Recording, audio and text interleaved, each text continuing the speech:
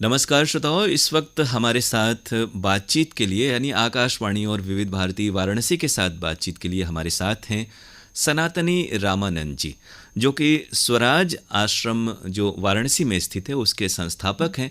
साथ ही एक प्रकाशन संस्थान भी आपका है और जिसकी भारत में ही नहीं विदेशों में भी आपकी शाखाएं हैं और बड़े अच्छे विचार आपके हैं और जो एक सामाजिक जो कार्यक्षेत्र होता है उसमें भी आपका सक्रियता से योगदान रहता है। रामानंद जी, बहुत बहुत स्वागत आपका। नमस्कार। नमस्कार अरुण जी। हमें अच्छा लगा आपसे जुड़ करके और करीब 3 महीने का लॉकडाउन की स्थिति रही तो बिल्कुल एक सभ्यता के सामने या फिर हम लोगों की याददाश्त में एक अद्भुत, अप्रतिम और पहले से कभी ऐसी स्थिति रही नहीं। तो इस पूरे माहौल ने किस प्रकार से आपको, विचारों को आपके प्रभावित किया और किस नज़रिए से आपने देखा इसे? देखिए अरुण जी, मेरे लिए तो actually lockdown have been blessing जी। क्योंकि मैं बहुत पुस्तकों से सराउंडेड हूँ और करीब हमारा ख्याल है 40,000 पुस्तकें मेरे अपने व्यक्तिगत उसमें है, लाइब्रेरी में। जी जी। तो मैं तो उन्हीं को संभालता रहा और पढ़ता रहा और उनमें जो भी हमको चित्र या भाव या जो भी पढ़ने से मुझे मिला वो मैं सबके साथ शेयर करता रहा। ये तो है कि पुस्तकों के साथ जब मित्रता होती है तो उसके लिए एकांत की आवश्यकता होती है। और बिल्कुल। इस लॉकडाउन ने जो अध्ययी लोग हैं, अध्ययन करने वाले लोग हैं, उनके लिए बड़ा एक अवसर, सकारात्मक अवसर प्रदान किया इसने।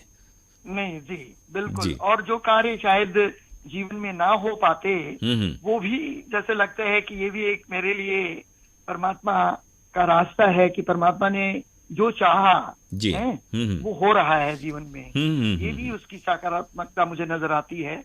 और इधर मैंने एक्चुअली एक हमारा अपना जो हिंद स्वराज की पुस्तक है गांधी जी की, जी, उसको ले करके एक्चुअली जो स्वराज की बात मेरे दिल में है, या जहाँ पे गांधी जी ने ये सोचा था कि हमारे 7 लाख गांव जो हैं जब वो स्वराजी हो जाएंगे तब इस देश की स्वतंत्रता वास्तविक अर्थों में होगी और हम सही मायने में आत्मनिर्भर हो पाएंगे। जी।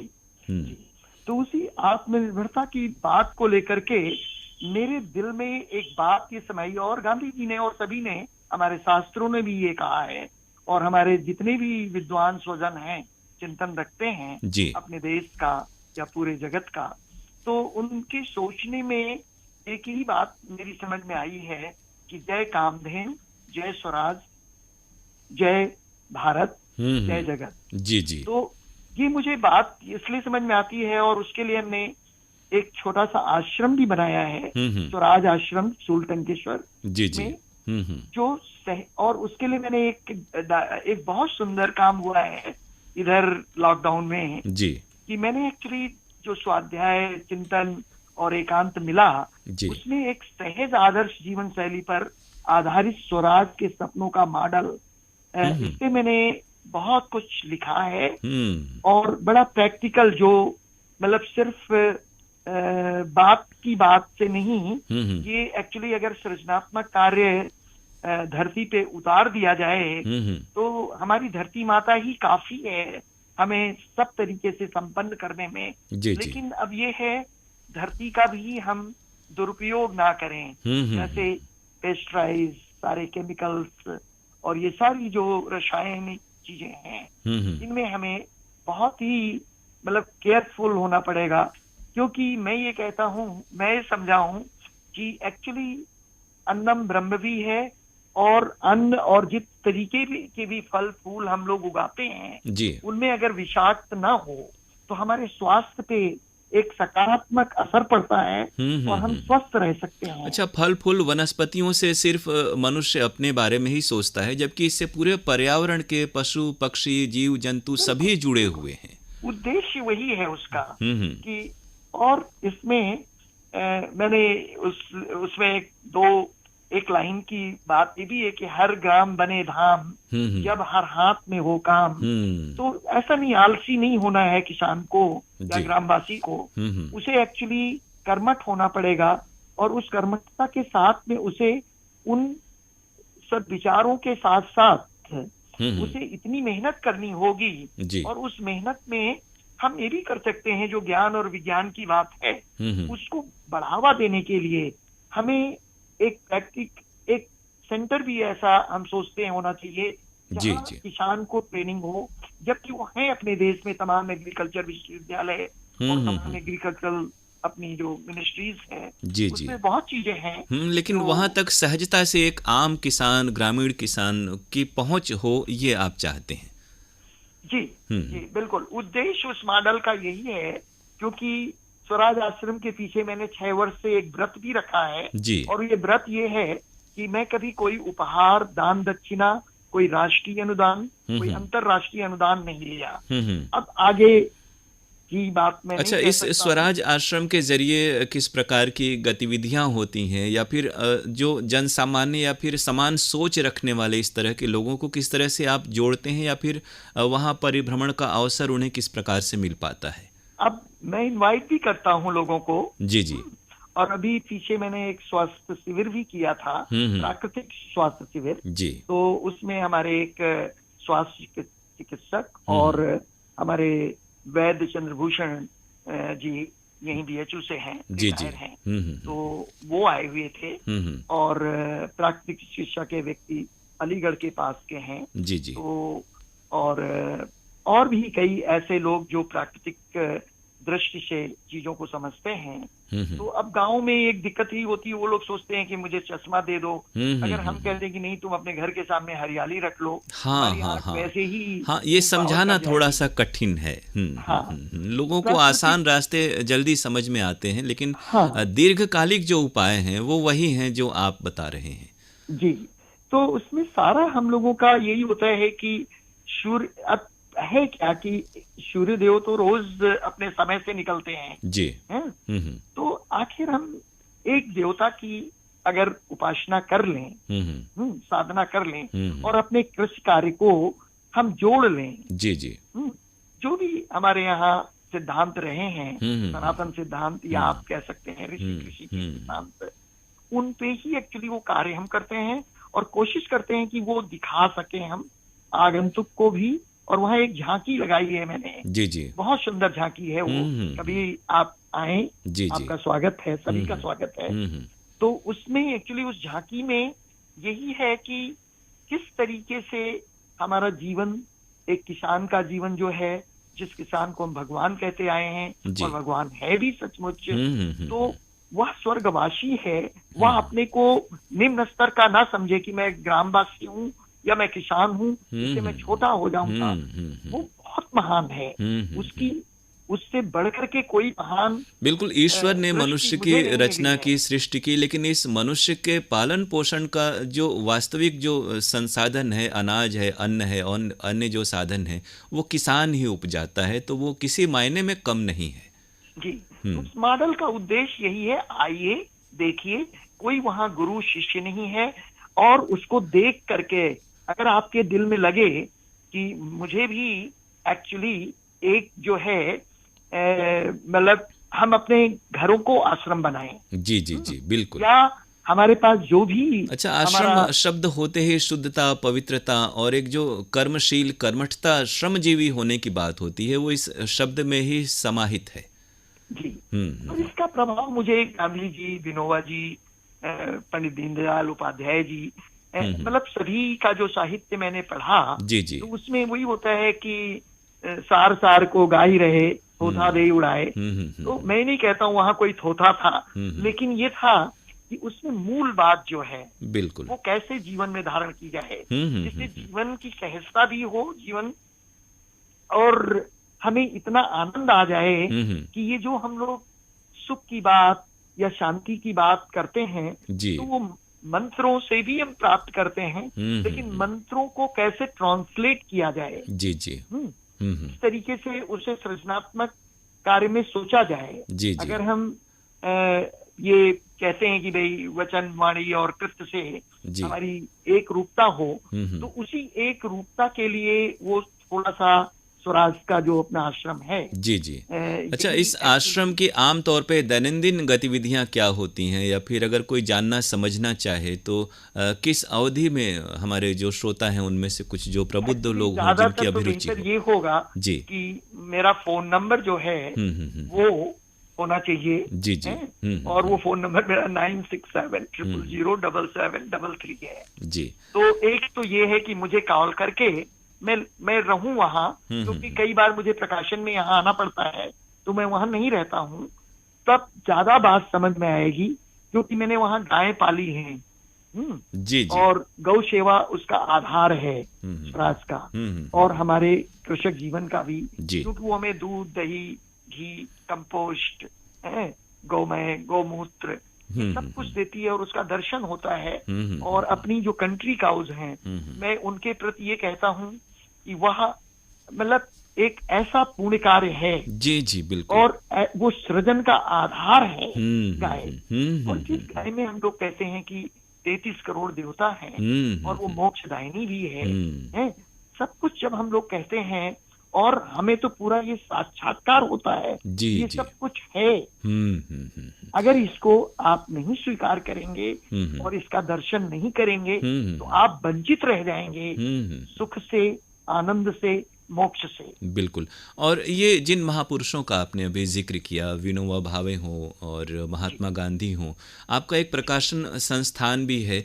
आज का दौर बड़ा ही एक आधुनिक दौर है, लोगों के पास वक्त ही नहीं है, हाथ में एक मोबाइल आ गया और लोग उसी में व्यस्त रहते हैं। किताबों से और ऐसी महान विभूतियों के बारे में पढ़ने लिखने से थोड़ी सी जो नई पीढ़ी है वो दूर हो रही है। तो एक प्रकाशक के तौर पे उन विभूतियों के बारे में तथ्यों को सामने लाने और उन्हें प्रचारित प्रसारित करने की जो भूमिका है वो किस तरह से निभाते हैं आप? एक्चुअली देखिए, मैं तो यही समझता हूँ कि एक्चुअली दिक्कत परेशानी तो बहुत है। मैं कई बार कहता हूँ कि काशी, अभी कल ही मैं किसी से कह रहा था कि भाई काशी सर्व विद्या की राजधानी है और पुस्तक संस्थान तो ऐसे नेग्लेक्टेड हैं कि कोई एक व्यक्ति भी चल करके नहीं आता है। और जबकि VHU इतना पास में है और यहीं कई विश्वविद्यालय हैं अपने काशी में, तो विद्वानों को जो लाखों रुपया मिलती है तनख्वाह, तो क्या उनकी ये जिम्मेदारी नहीं है कि अपना 1%, 2%, 5%, 10% पुस्तकों में खर्च करें और अपने स्वयं भी पढ़ें और अपने मित्रों, परिचितों और परिवार में जो बच्चे हैं, ये जो युवा सदस्य हैं, उन्हें प्रेरित करें। जी। एक दुखद बात ये भी है कि पिलग्रिम्स के दरवाजे भी किसी दिन भी बंद हो सकते हैं। तो ये स्थिति मेरी है। अब इसको मैं ऐसे ही ले रहा हूँ कि शायद दुनिया की जो परेशानी है, लेकिन पुस्तक दुकान की तो ये परेशानी नहीं। अच्छा, ये तो है कि इंटरनेट और मोबाइल या लैपटॉप पे पढ़ना और पुस्तक को पढ़ना, इसमें फर्क तो बहुत ज्यादा है। किताब पढ़ते हुए आपके पास असीम संभावनाएं होती हैं, आप कल्पना करते हैं और किसी कष्ट से नहीं गुजरते कि रोशनी आंखों पे पड़ रही है या फिर बैटरी है नहीं है, आप छोटा छोटा पढ़ रहे हैं। किताब, वास्तव में किताब को व्यक्ति का मित्र कहा गया है, तो किताबों से दूर होती पीढ़ी की जो स्थिति है बहुत ही चिंताजनक है सही मायने में। मेरी पत्नी तो, मैं तो मित्र ही हमेशा पुस्तकों के साथ, मित्रों के साथ ही रहता हूँ, लेकिन मेरी पत्नी हमेशा ये कहती है कि ये पुस्तकें मेरी सौतन हो गई हैं। तो ये भी है कि बहुत ज्यादा बहुत प्रेम है मेरा पुस्तकों से। मैं जहाँ पे भी गया विश्व में 14 बार एक्चुअली अमेरिका गया, तो बुक फेयर में ही गया। अगर फ्रैंकफर्ट वर्ल्ड बुक फेयर गया तो वहां पे भी, और दिल्ली के बुक फेयर्स वगैरह तो वर्ल्ड बुक फेयर और कभी भी दिल्ली बुक फेयर, इन सबको मैं मिस नहीं करता था। और शायद पूरे भारत में पूरे कबाड़ियों के पास जाकर के उनके पास भी पुस्तकें बहुत सुंदर आती थी। जी जी। अपने कलकत्ता मेरा हमेशा जाना रहता था उस कालखंड में, जब पुस्तकों को मैं संग्रह कर रहा था। तो कॉलेज स्ट्रीट है, स्कूल स्ट्रीट है, all these have been very favorite. Even when I went London, जब मैं लंदन गया तो वहाँ हे एंड वाई करके एक विलेज है जो किसानों का विलेज है, और बारिश के दिनों में वहाँ काम नहीं किसान के पास रहता है, तो वो लोग एक एक विषय के पुस्तक विक्रेता हो गए और वो एक विलेज बन गया पूरा पुस्तकों का। अपने यहाँ भी गुजरात में भी कहीं ऐसा कोई एक्सपेरिमेंट्स हुआ है जो ये ANY के बेस पे। फिर वहाँ का जो बेस्ट व्यक्ति है, अगर वो फिश एंड पोटैटो बेचता है तो वो किस तरीके से कंट्री साइड में फिश एंड पोटैटो लंदन में क्रीम भर करके या चीज भर करके बनाते हैं, वो भी है। वुडन वर्क करने वाला आदमी वुडन काम कर रहा है, लोहार जो है वो अपना काम कर रहा है, और वो उन्होंने एक विलेज बना दिया है, बिल्कुल टूरिज्म का गांव। जी जी। तो अच्छा, बनारस से आपका जुड़ाव है और बनारस पर आप व्याख्यान माला भी आपके यहाँ संस्थान द्वारा आयोजित होता है, और काशी तो वो केंद्र है कला संस्कृति साहित्य का संदर्भ अगर हम लें तो किस तरह से उन भूमिकाओं का निर्वहन करते हैं और क्या बातें आप सामने लाने की कोशिश करते हैं? बनारस की क्या विशेषताएं आपको प्रभावित करती हैं जो कि आप सोचते हैं कि जिन्हें और सामने लाया जाना चाहिए?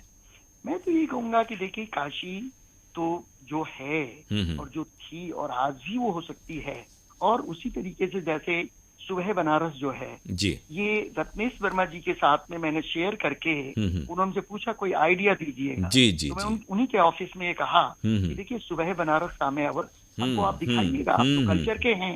तो वो सुबह 5 बजे मेरे घर आ गए हैं, और मैं उनको ले गया सी घाट पे। मैंने कहा देखो, ये स्थान बना हुआ है सब कुछ, जी जी जी, तो आखिर ये बने हुए स्थान को क्यों ना संभाला जाए, और सुबह बनारस यहीं से श्री गणेश हो। जी जी। तो उस समय के प्रांजल यादव जी जो हमारे डीएम थे, मैं भी उन 13 लोगों में था जी मीटिंग में। तो मैंने कहा कि देखिए, तो उनको ये आइडिया अच्छा लगा और उन्हें पूरा उसमें योगदान दे करके उस कार्य को संपन्न कराया, और एक अच्छी शुरुआत हुई और अनवरत रूप से वो आयोजन चल रहा है जिसमें बहुत सारे लोगों को अवसर मिला और नई प्रतिभाएं सामने आई और लोगों को एक मंच मिला जिसके लिए लोग सोचते हैं कि कहीं ऐसा अवसर मौका मिले कि हम अपनी प्रतिभा को सामने ला सकें।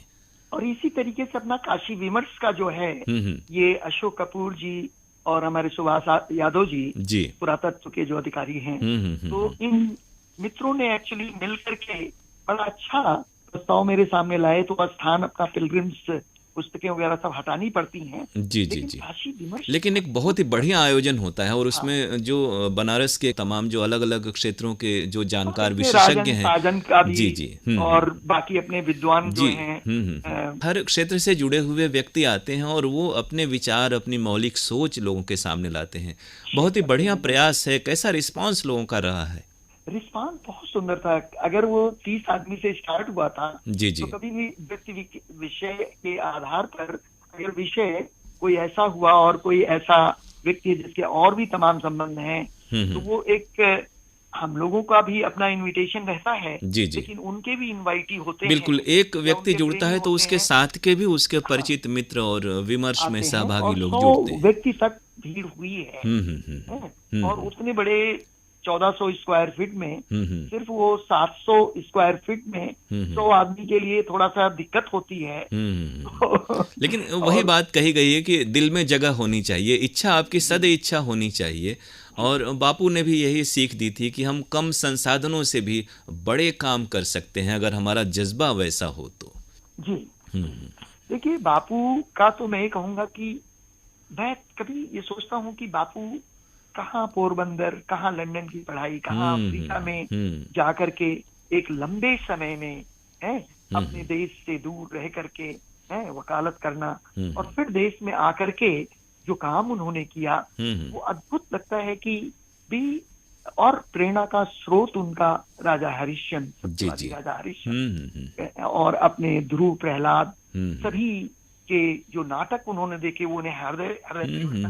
अच्छा, यानी कि बिल्कुल सही बात यह है कि जो भी प्रेरक तत्व हैं या इस तरह के जो सूत्र बीज हैं वो हमारे अपने ही माइथोलॉजी हो, पौराणिक कथाएं हो, हमारा इतिहास हो, अतीत हो, रामायण महाभारत हो, उसमें ही ऐसी बहुत सी चीजें हैं जो कि हर दौर में आपको एक आदर्श प्रस्तुत करने में सक्षम और समर्थ हैं। बिल्कुल बिल्कुल। तुलसीदास जी की रामायण में उन्होंने लिखा है कि ये किसान जो है ये क्या मतलब, और बड़ी अच्छी पंक्ति है, मुझे स्मरण तो नहीं है पंक्ति, लेकिन वो कहते हैं कि खेती करने पे 4 गुना खर्चा है, 2 गुना मेहनत है या 4 गुना की मेहनत है, लेकिन फिर भी पता नहीं क्यों किसान को मतलब पृथ्वी से प्रेम है, धरती से प्रेम है।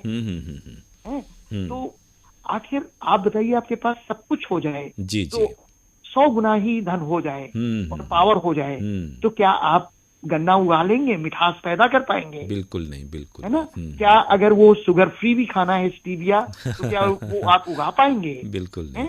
तो ये जो मिष्ठान की दुकानें हम लोग काशी में अपने सुंदर आनंद लेते हैं, उन्हीं कृषकों की देन है, उसी किसान की देन है, उसी ग्राम स्वराज के सपने का वो उपहार है शहर के लोगों को। अब सारी चीजें जो दूध दही हमारी गाय क्या खाती है, सब में किसान है, खेती बाड़ी है, पशुपालन है। बिल्कुल बिल्कुल। मतलब हमारी भारतीयता है, भारत की आत्मा है।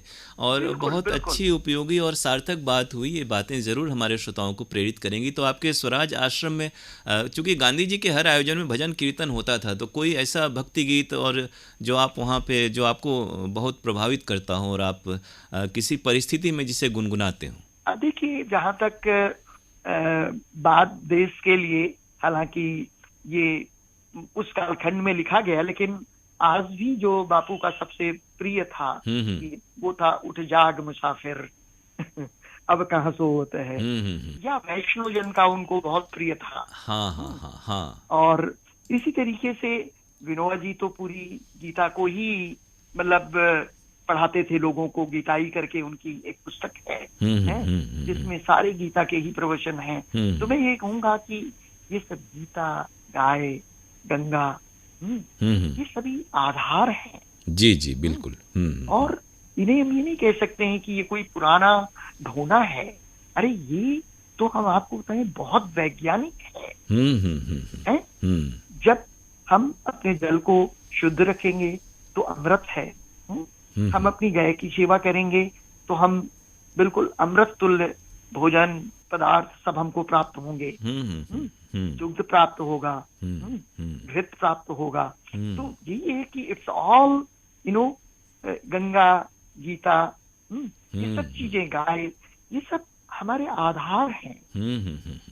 और ये विज्ञान के आधार हैं। जी, अगर क्या वैज्ञानिक क्या खा लेगा, अगर वो अन्वेषण भी कर ले, खोज भी कर ले, हवाई जहाज भी बना ले, और सब कुछ बन गए हैं और भी बनेंगे, और हो सकता है कि हम दूसरे स्थानों पे भी चले जाएं, चंद्रमा में चले जाएं, या अन्य स्थानों पे भी अंतरिक्ष में चले जाएं और वहां बस जाएं, लेकिन फिर भी जो पोषण का तत्व होगा वो धरती से ही मिलना है। तो आपसे बहुत ही उपयोगी और अच्छी बातचीत हुई। आज के दौर में जब हर व्यक्ति घर में है और विचार करने के और बहुत सारे ऐसे अवसर खुले हुए हैं, दरीचे खिड़कियां खुली हुई हैं कि हम किन आयामों की ओर देख सकते हैं और प्रेरणा ले सकते हैं और इस दौर में भी सकारात्मक हो सकते हैं। और हम बहुत ही आभार प्रकट करते हैं आपके प्रति। उम्मीद है ये बातचीत हमारे श्रोताओं के लिए प्रेरणास्पद होगी और उन्हें पसंद आएगी। बहुत बहुत शुक्रिया आकाशवाणी और विविध भारती वाराणसी की ओर से। नमस्कार। धन्यवाद और प्रणाम।